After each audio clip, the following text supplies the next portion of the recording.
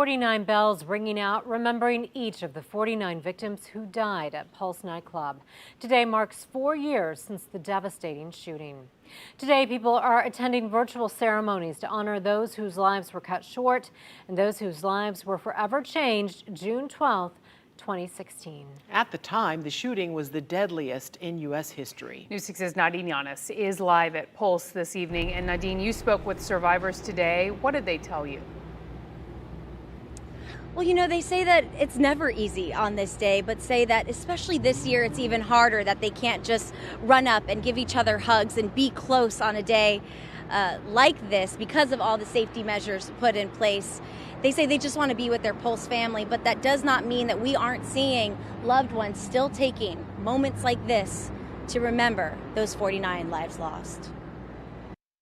4 years later, and dozens are still taking the time to write, reflect, and remember the 49 lives lost in the shooting at Pulse nightclub. June 12th is here, and there has not been any wane in our feelings. Especially for survivor Keinon Carter, shot twice, still doing physical therapy at home, biting his lip to hold back tears at the site today. Numb every year, you know, so there's no answer for that.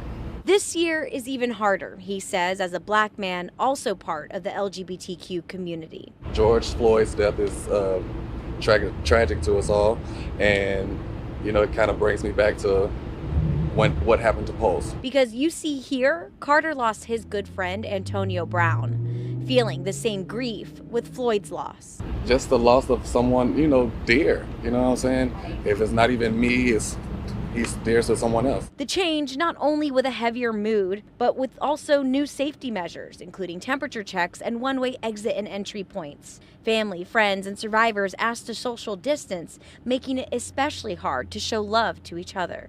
You just don't have the same feeling as in past years. Pulse owner Barbara Poma, understanding the difficulty, hosting a virtual ceremony commemorating the 49 instead. It's all pre-taped, it's all done, so you can view it on our YouTube channel and view it on the Facebook Live page, and just do it in the safety of your own home.